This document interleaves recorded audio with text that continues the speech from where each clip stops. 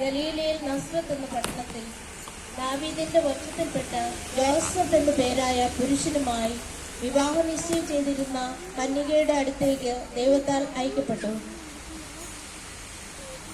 അവളുടെ പേര് മറിയം എന്നായിരുന്നു.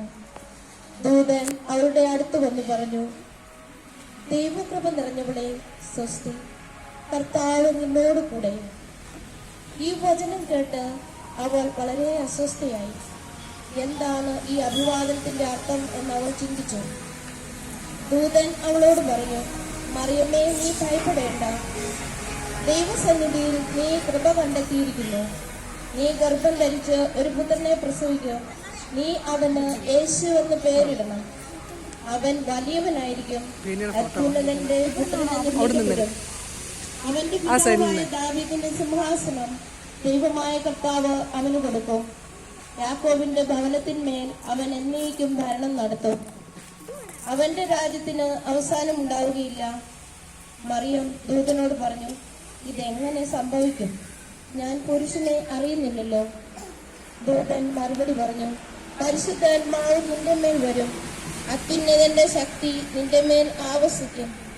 ആകയാൽ ജനിക്കാൻ പോകുന്ന ശിശു പരിശുദ്ധൻ, ദൈവപുത്രൻ എന്ന് വിളിക്കപ്പെടും. ഇതാ, നിന്റെ ചാർച്ചക്കാരി വൃത്തിയായ എലിസബത്തും ഒരു പുത്രനെ ഗർഭം ധരിച്ചിരിക്കുന്നു. വന്തി എന്ന് പറഞ്ഞിരുന്ന അവൾക്ക് ഇത് 6-ാം മാസമാണ്. ദൈവത്തിന് ഒന്നും അസാധ്യമല്ല. മറിയം പറഞ്ഞു, ഇതാ കർത്താവിന്റെ ദാസി, നിന്റെ വാക്ക് എന്നിൽ നിറവേറട്ടെ. അപ്പോൾ ദൂതൻ അവളുടെ മുമ്പിൽ നിന്ന് മറഞ്ഞു. ആ ദിവസങ്ങളിൽ മറിയം യൂദയായിലെ ഒരു പട്ടണത്തിലേക്ക് യാത്ര പുറപ്പെട്ടു. അവൾ കത്രിയായുടെ വീട്ടിൽ പ്രവേശിച്ച് എലിസബത്തിനെ അഭിവാദനം ചെയ്തു. മറിയത്തിന്റെ അഭിവാദനം കേട്ടപ്പോൾ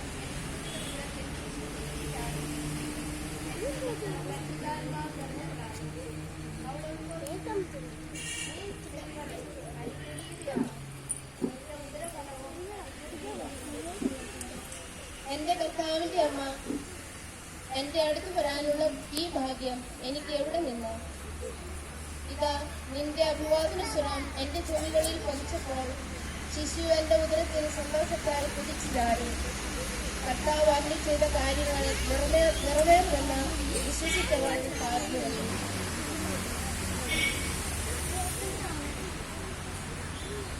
അക്കാലത്ത് ലോകമാസാനുള്ള ജനങ്ങളുടെ പേര് എഴുതി ചേർക്കപ്പെടണമെന്ന് അഗസ്റ്റസ് സീസറിൽ നിന്ന് കൽപ്പന പുറപ്പെട്ടു.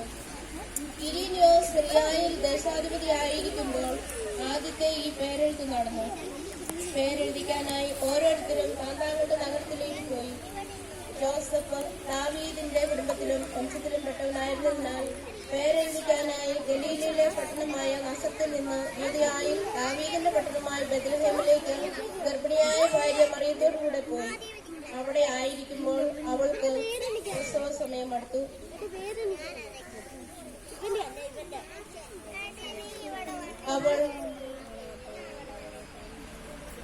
അവൾ തന്റെ കടിഞ്ഞൂൽ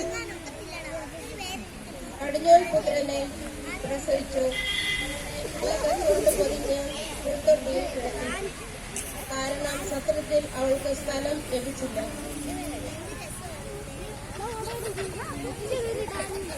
ആ പ്രദേശത്തെ വയലുകളിൽ ആടുകളെ രാത്രി കാത്തുകൊണ്ടിരുന്ന ഇടയന്മാർ ഉണ്ടായിരുന്നു.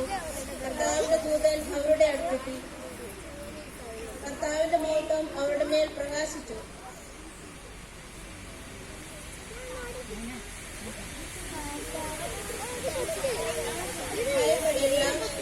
ഇതാ, സകല ജനത്തിനു വേണ്ടിയുള്ള വലിയ സദ്വാർത്ത ഞാൻ നിങ്ങളെ അറിയിക്കുന്നു. ദാവീദിന്റെ പട്ടണത്തിൽ നിങ്ങൾക്കായി ഒരു രക്ഷകൻ, കർത്താവായ ക്രിസ്തു എന്ന് ജനിച്ചിരിക്കുന്നു. ഇതായിരിക്കും നിങ്ങൾക്ക് അടയാളം. വെള്ളക്കച്ചുകൊണ്ട് പൊതിഞ്ഞ് പുറത്തൊട്ടിയിൽ കിടത്തിയിരിക്കുന്ന ഒരു ശിശുവിനെ നിങ്ങൾ കാണും. പെട്ടെന്ന് സ്വർഗീയ സൈന്യത്തിന്റെ ഒരു വ്യൂഹം ആ ദൂതനോടുകൂടെ പ്രത്യക്ഷപ്പെട്ട് ദൈവത്തെ സ്തുതിച്ചുകൊണ്ട് പറഞ്ഞു, അത്യുന്നതങ്ങളിൽ ദൈവത്തിന് മഹത്വം, ഭൂമിയിൽ ദൈവകൃപ ലഭിച്ചവർക്ക് സമാധാനം.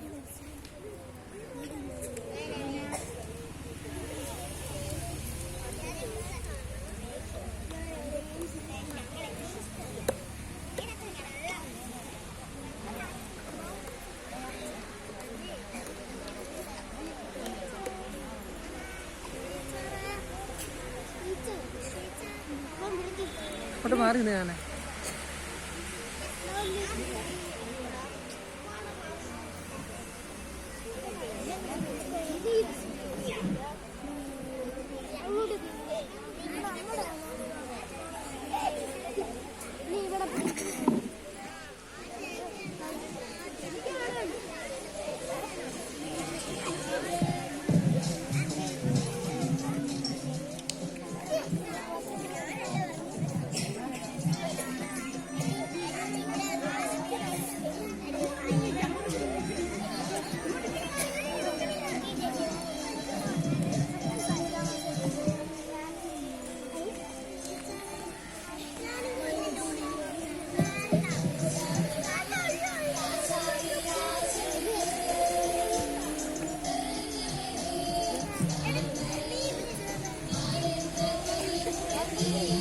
ആ പോയിരിക്കേ.